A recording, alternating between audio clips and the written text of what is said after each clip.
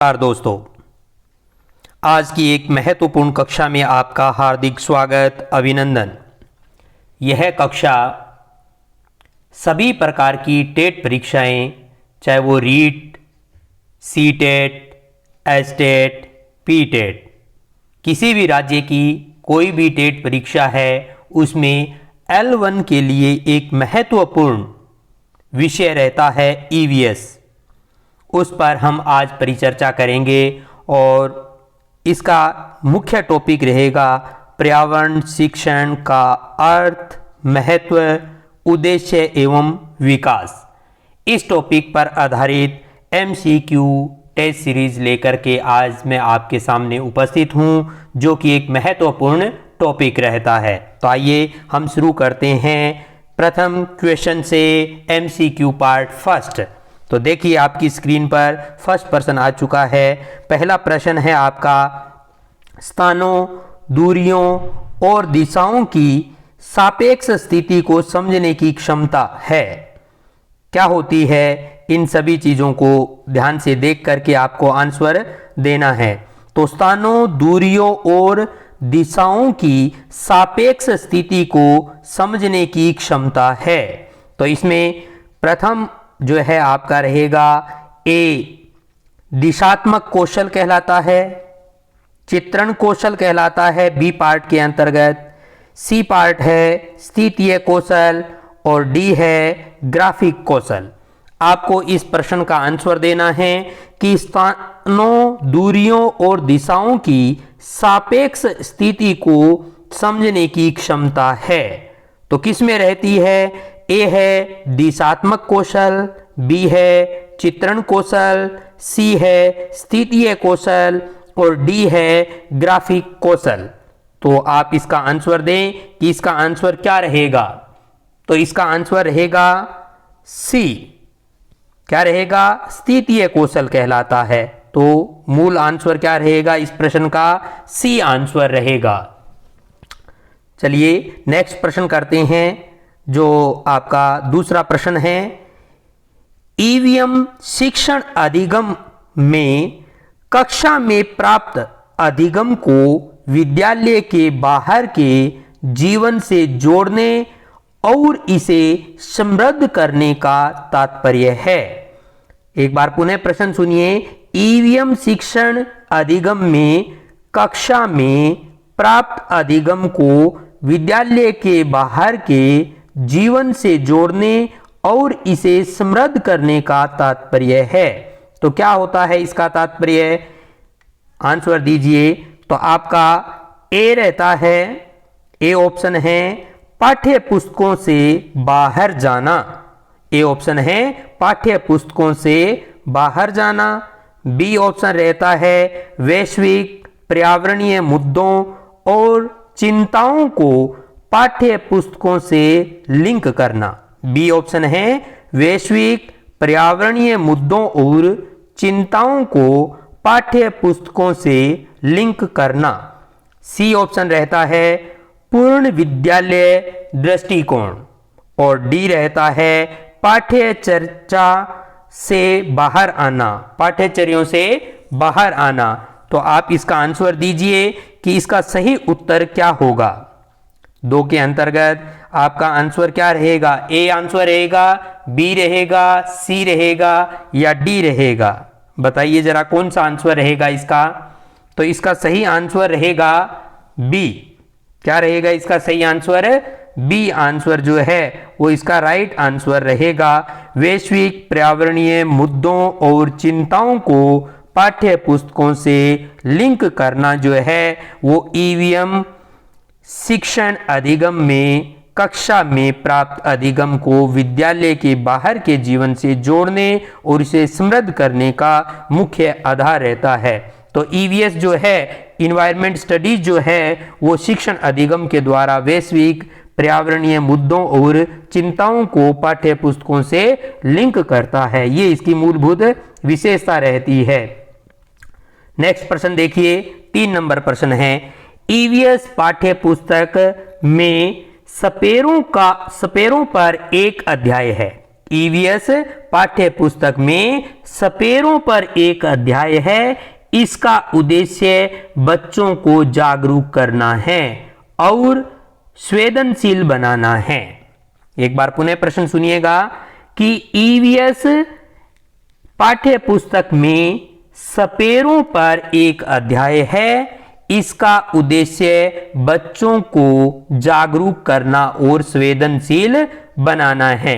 तो इसका सही आंसर क्या रहेगा बताइए जरा। ए ऑप्शन रहता है आपका कि यह एक अवैध कार्य है। क्या है? यह एक अवैध कार्य है। बी ऑप्शन रहता है आपका कि सपेरों के लिए, क्योंकि बच्चे इन दिनों अक्सर उन्हें नहीं देखते हैं। भी आजकल जो है वो बच्चे इनको अक्सर नहीं देख पाते हैं। सी ऑप्शन रहता है कि सपेरे सांपों को नुकसान नहीं पहुंचाए और उन्हें अपनी आजीविका से वंचित करने से पहले विकल्पों को प्रदान करने की आवश्यकता है। और डी ऑप्शन रहता है कि पशुपालन आजीविका का अच्छा स्रोत है। तो बताइए कि प्रश्न 3 का सही आंसर क्या रहेगा। सही आंसर की खोज कीजिए कि 3 नंबर प्रश्न का सही आंसर क्या रहेगा। क्या होगा इसका राइट आंसर? प्रश्न एक बार पुनः सुनिए। ईवीएस पाठ्य पुस्तक में सपेरों पर एक अध्याय है। इसका उद्देश्य बच्चों को जागरूक करना और संवेदनशील बनाना है। तो इसका राइट आंसर क्या होगा? तो इसका सही आंसर रहेगा बी। क्या रहेगा इसका सही आंसर? बी आंसर रहेगा कि सपेरों के लिए, क्योंकि बच्चे इन दिनों अक्सर उन्हें नहीं देखते हैं। ये इसका राइट आंसर रहेगा। देखिए नेक्स्ट प्रश्न 4 नंबर। महिलाएं पुरुषों की तुलना में कमजोर है। महिलाएं पुरुषों की तुलना में कमजोर है। यह एक रिक्त स्थान है। इस खाली जगह पर सही आंसर क्या रहेगा? ए दे रखा है मिथक है, बी है वैज्ञानिक तथ्य, सी है रूढ़िबद्ध धारणा और डी है अंधविश्वास। ए है मिथक, बी है वैज्ञानिक तथ्य, सी है रूढ़िबद्ध धारणा और डी है अंधविश्वास। तो राइट आंसर क्या रहेगा 4 नंबर का?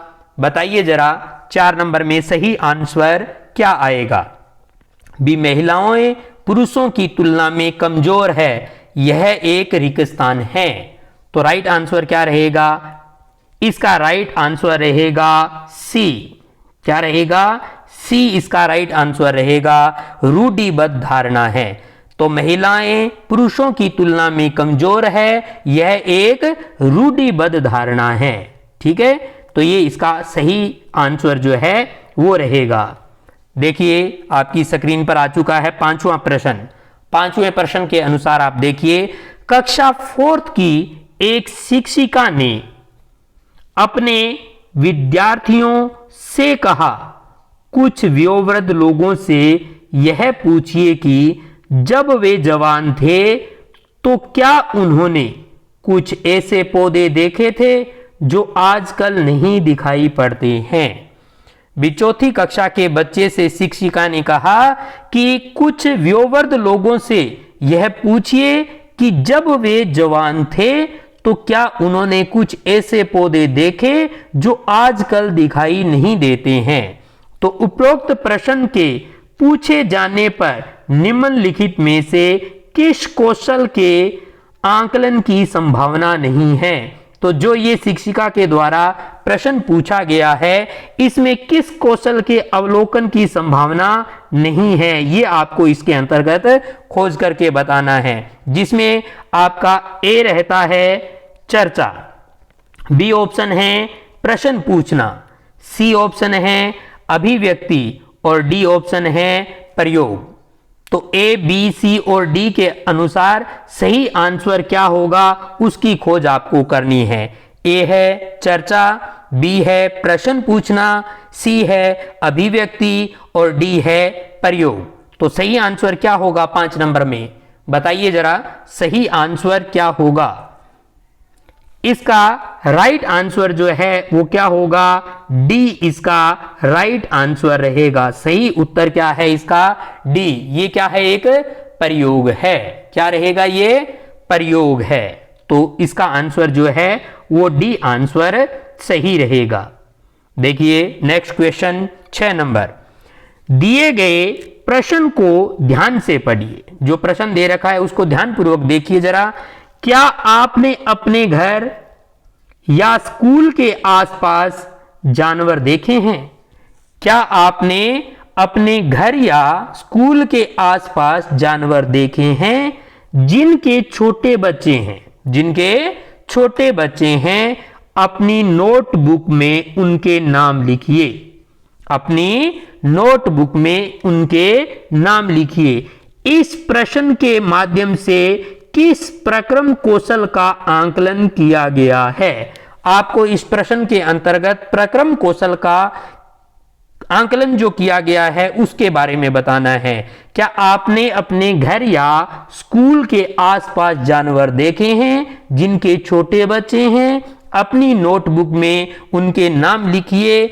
इस प्रश्न के माध्यम से किस प्रक्रमण कौशल का आकलन किया गया है? इसमें ऑप्शन ए है अवलोकन एवं रिकॉर्डिंग, बी है वर्गीकरण एवं चर्चा, सी ऑप्शन है परिकल्पना एवं प्रयोग और डी ऑप्शन है न्याय के लिए सरकार।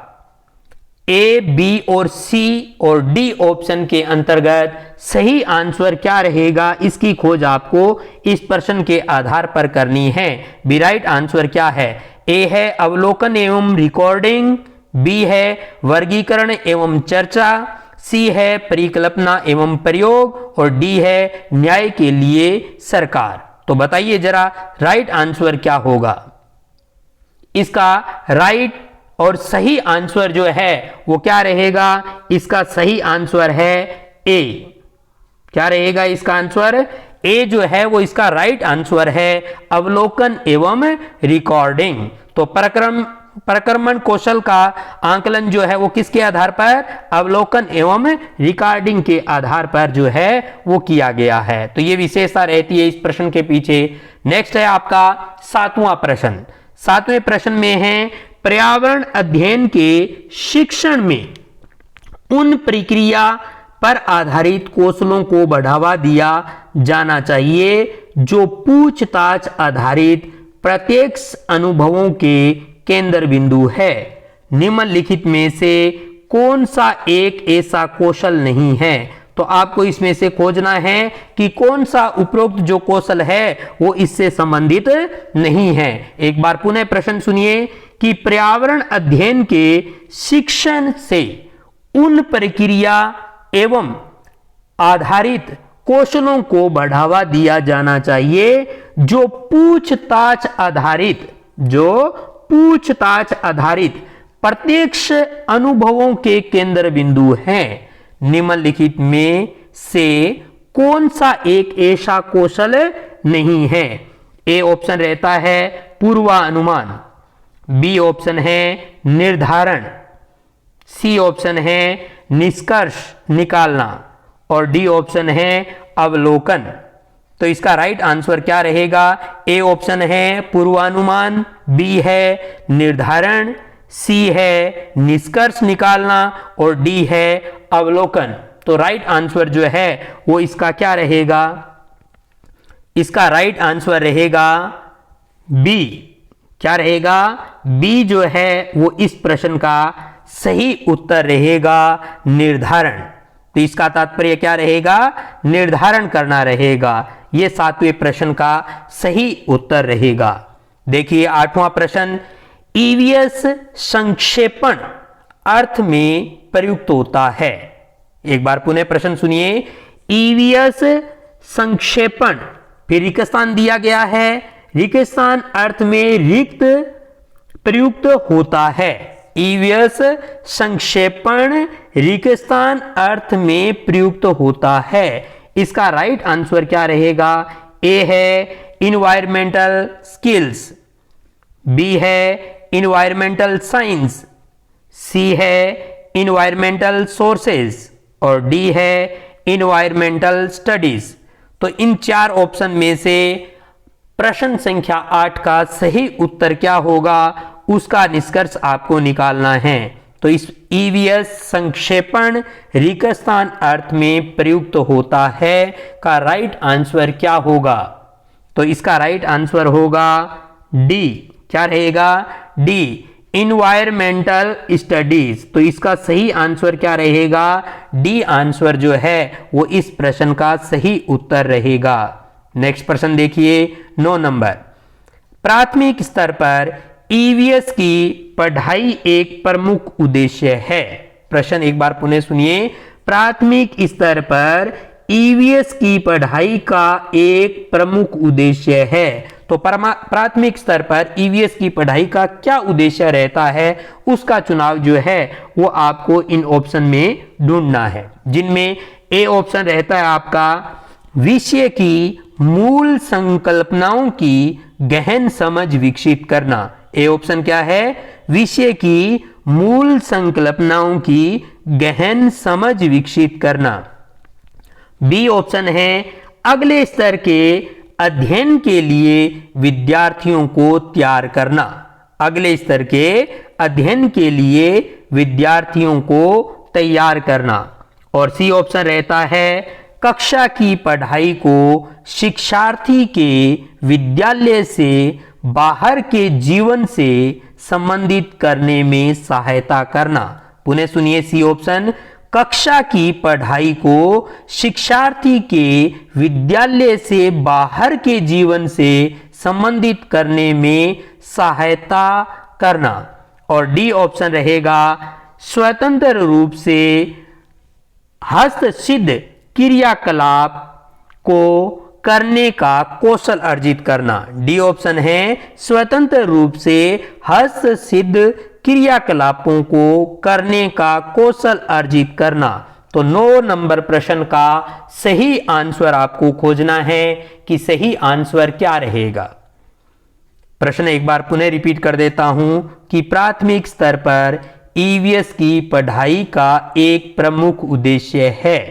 तो इसका सही आंसर ए, बी, सी और डी में क्या सही आंसर रहेगा वो आपको खोज करनी है। तो क्या आंसर सही रहेगा? तो इसमें आंसर रहेगा सी सही। कक्षा की पढ़ाई को शिक्षार्थी के विद्यालय से बाहर के जीवन से संबंधित करने में सहायता करना इसका मूल उद्देश्य रहता है।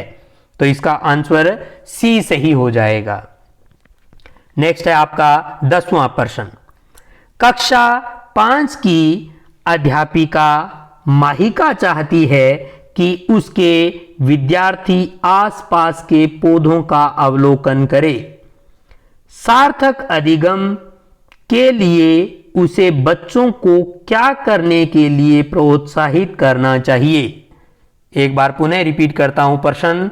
कक्षा 5 की अध्यापिका माहिका चाहती है कि उसके विद्यार्थी आसपास के पौधों का अवलोकन करें और सार्थक अधिगम के लिए उसे बच्चों को क्या करने के लिए प्रोत्साहित करना चाहिए?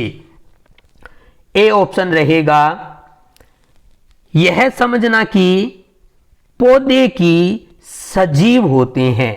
यह समझना कि पौधे ही सजीव होते हैं, ए ऑप्शन। बी ऑप्शन रहेगा यह समझना कि पौधे हमारे लिए उपयोगी होते हैं, हमारे लिए उपयोगी होते हैं। और सी ऑप्शन रहेगा कि अधिकतम पौधों के नाम लिखना, अधिकतम पौधों के नाम लिखना। और डी ऑप्शन रहेगा उनकी ऊंचाई, पत्तियों, गंध और उगने के स्थानों में अंतर का अवलोकन करना। उनकी ऊंचाई, पत्तियों, गंध और उगने के स्थानों में अंतर का अवलोकन करना। तो आपको इसका राइट आंसर जो है वो खोजना है। भी 10 नंबर प्रश्न का सही आंसर क्या होगा? एक बार प्रश्न पुनः रिपीट कर देता हूं। कक्षा 5 की अध्यापिका माहिका चाहती है कि उसके विद्यार्थी आसपास के पौधों का अवलोकन करे। सार्थक अधिगम के लिए उसे बच्चों को क्या करने के लिए प्रोत्साहित करना चाहिए? तो ए, बी, सी और डी में सही आंसर क्या होगा उसकी खोज आपको करनी है। तो 10 नंबर प्रश्न का सही आंसर क्या होगा? इसका सही आंसर होगा डी। क्या रहेगा इसका आंसर? डी सही रहेगा कि उनकी ऊंचाई, पत्तियों, गंध और उगने के स्थानों में अंतर का अवलोकन करना। तो डी आंसर इसका सही रहेगा। 10 नंबर प्रश्न का आंसर क्या रहेगा? डी सही रहेगा। नेक्स्ट है 11 नंबर प्रश्न। कक्षा 5 की शिक्षिका एक एल्यूमिनियम फाइल लेती है। क्या लेती है?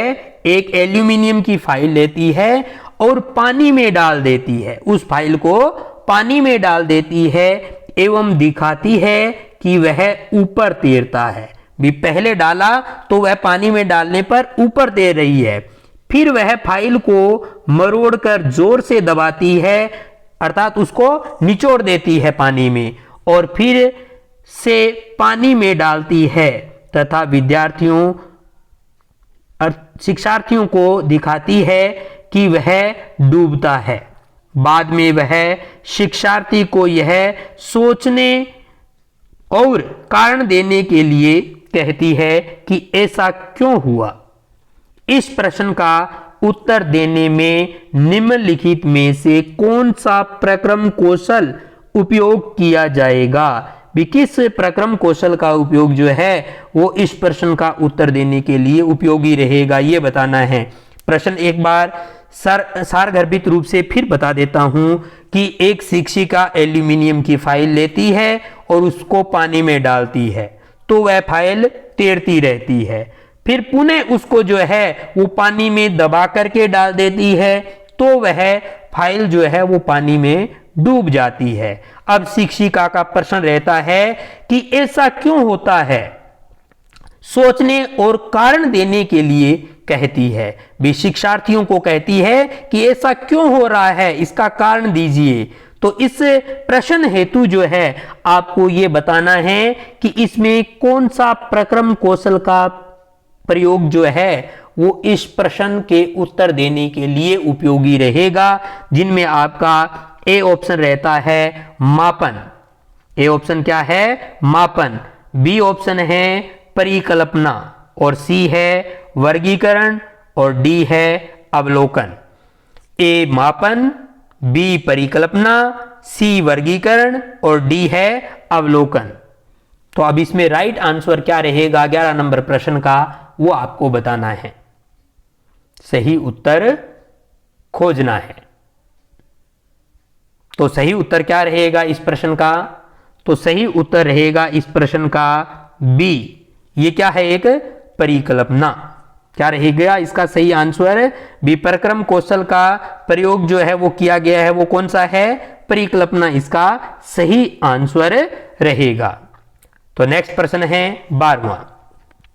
प्राथमिक कक्षाओं में पर्यावरण अध्ययन पढ़ाने के लिए निम्नलिखित में से कौन सा उद्देश्य संबंधित नहीं है? तो कौन सा इसमें उद्देश्य ऐसा है जो पर्यावरण अध्ययन को पढ़ाने के लिए जो है वो इससे संबंधित नहीं है, उसकी खोज आपको करनी है। ए ऑप्शन क्या रहता है? ए ऑप्शन रहता है विज्ञान के आधारभूत प्रत्ययों और सिद्धांतों को रटकर याद कर लेना। ए ऑप्शन क्या है? विज्ञान के आधारभूत प्रत्ययों और सिद्धांतों को रटकर याद कर लेना। बी ऑप्शन है पर्यावरण को खोजने के अवसर प्रदान करना। पर्यावरण को खोजने के अवसर प्रदान करना।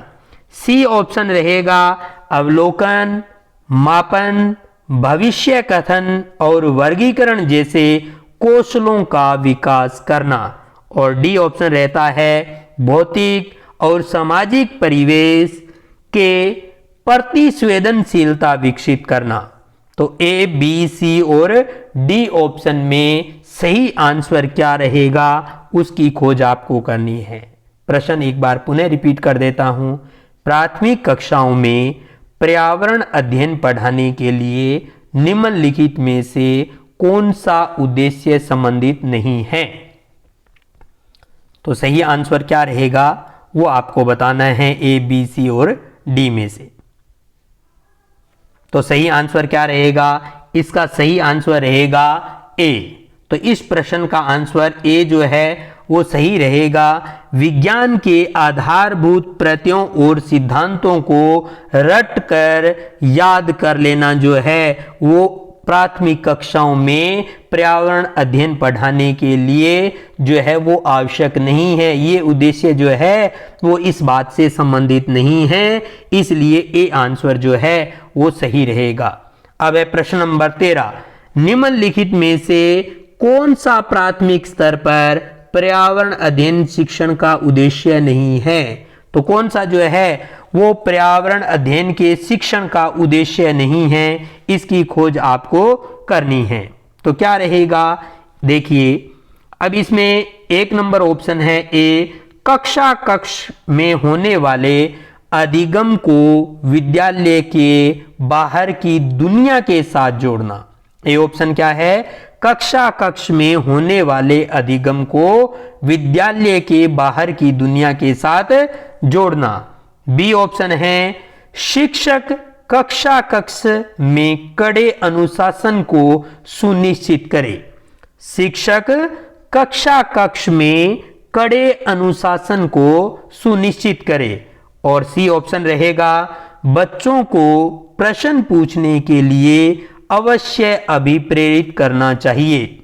बच्चों को प्रश्न पूछने के लिए अवश्य अभिप्रेरित करना चाहिए। और डी ऑप्शन रहेगा, बच्चों को अपने निकटतम परिवेश से परिचय प्राप्त करने के लिए आवश्यक अभिप्रेरित करना चाहिए। बच्चों को अपने निकटतम परिवेश से परिचय प्राप्त करने के लिए अवश्य अभिप्रेरित करना चाहिए। तो 13 नंबर प्रश्न का सही आंसर क्या होगा? ए, बी, सी और डी ऑप्शन में ये आपको खोजना है। तो सही आंसर क्या है? जो कि प्राथमिक स्तर पर पर्यावरण अध्ययन के शिक्षण का उद्देश्य नहीं है। तो नहीं है के बारे में बताना है भी कौन सा इसमें उद्देश्य जो है वो पर्यावरण शिक्षा के शिक्षण से संबंधित नहीं है, उसका आंसर देना है। ए, बी, सी और डी में राइट आंसर क्या होगा? क्या रहेगा इसमें राइट आंसर? राइट आंसर रहेगा इसमें बी। क्या रहेगा आंसर? बी आंसर जो है वो सही रहेगा कि इसमें शिक्षण उद्देश्य कौन सा नहीं है कि शिक्षक कक्ष में कड़े अनुशासन को सुनिश्चित करे। ये जो है वो इसके शिक्षण के उद्देश्य में नहीं सम्मिलित होता है। अब नेक्स्ट प्रश्न है 14 नंबर, कक्षा 5 की पर्यावरण अध्ययन की पाठ्य पुस्तक के एक पाठ में सर्वेक्षण और लेखन पर एक भाग का मुख्य उद्देश्य है। तो आपको इस प्रश्न का आंसर देना है। प्रश्न एक बार पुनः रिपीट कर देता हूं। कक्षा 5 की पर्यावरण अध्ययन की पाठ्य पुस्तक के एक पाठ में सर्वेक्षण और लेखन पर एक भाग का मुख्य उद्देश्य है। इसका ए ऑप्शन रहता है, शिक्षार्थियों की सामान्य जानकारी का आंकलन करना। शिक्षार्थियों की सामान्य जानकारी का आंकलन करना। ऑप्शन बी है, विद्यार्थियों को अवसर उपलब्ध करवाना कि वे चीजों को खोजें और सीखें। और सी ऑप्शन रहता है, विषय की आधारभूत अवधारणाओं को सीखने में शिक्षार्थियों की मदद करना।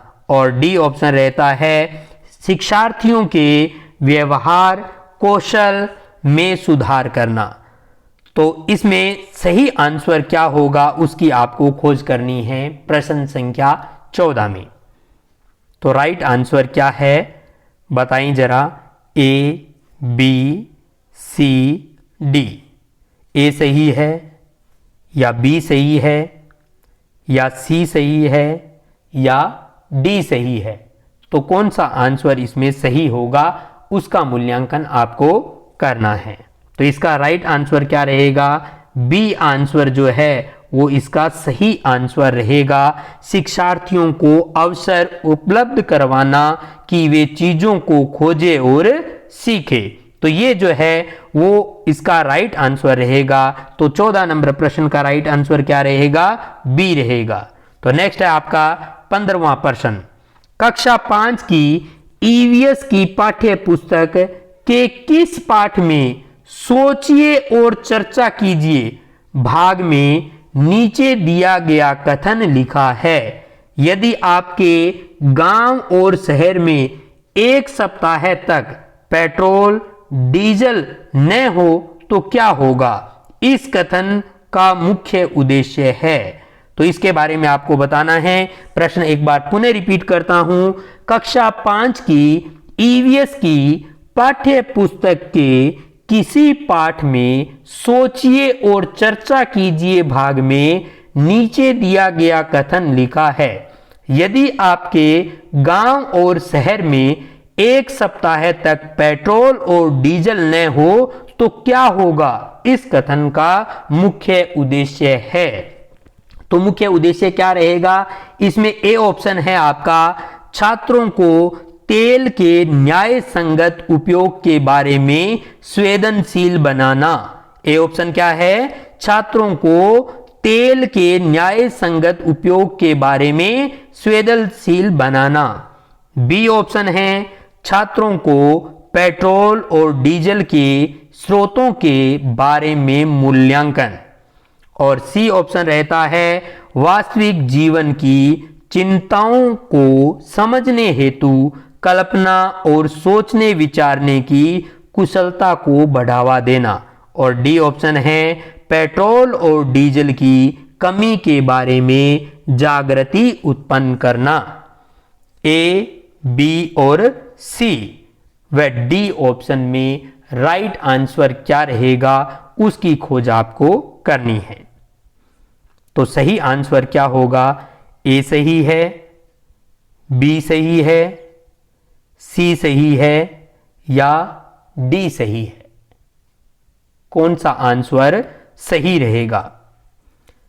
तो प्रश्न संख्या 15 में राइट आंसर क्या रहेगा? सी जो है वो इसका सही आंसर रहेगा कि वास्तविक जीवन की चिंताओं को समझने हेतु कल्पना और सोचने विचारने की कुशलता को बढ़ावा देना इसका मूल उद्देश्य रहता है। जो ये कथन लिखा हुआ है इसकी मूल संकल्पना इससे जुड़ी है। तो इसका राइट आंसर क्या होगा? सी जो है वो इस प्रश्न का सही आंसर रहेगा।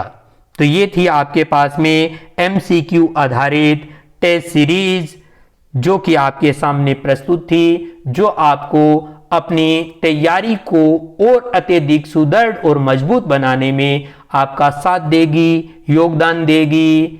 इसके लिए आपने इतना समय दिया उसके लिए बहुत बहुत धन्यवाद। जय हिंद, जय भारत।